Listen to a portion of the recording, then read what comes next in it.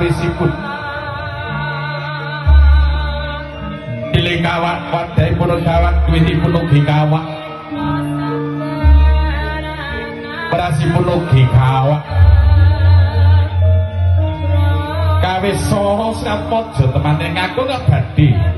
amaringaken guna kaya wonten ing Sratmaja temanten putri Rara Ayu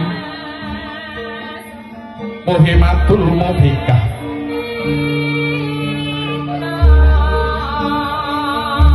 Mbah Cancana dugi mas garwanipun kakang sing tresnan ingkang kamanana wujuding guna kaya saking pun kakang ya Mas awalipun pun kakang marang sira anginaken guna kaya wonten ing sabda dintenipun pun tansah boros-borosaken saged ngahemate-mataken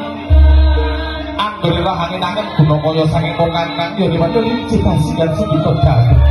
kula tampingan yasta daharan sinarengan wujuding jedaran sekul jenar sekul Palimahan dedaran kang sampun pikantuk redanipun saking Gusti ingkang ngagolan jagan ini pikantuk pandongaipun sang hyang para tamu kakung Sora Putri kawis sara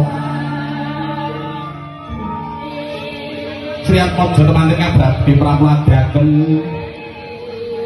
wonten ing Sratmaja temanten kakung harum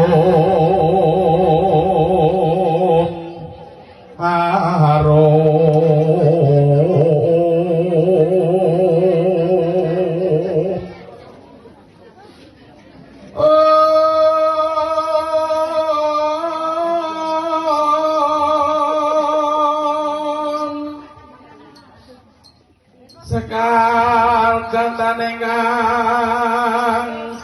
sekar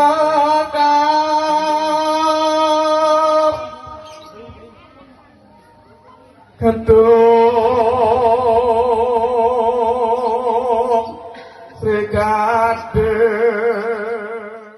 sungguh senangnya pengantin baru malam pertama malu-malu malam kedua padamkan lampu malam ketiga tak boleh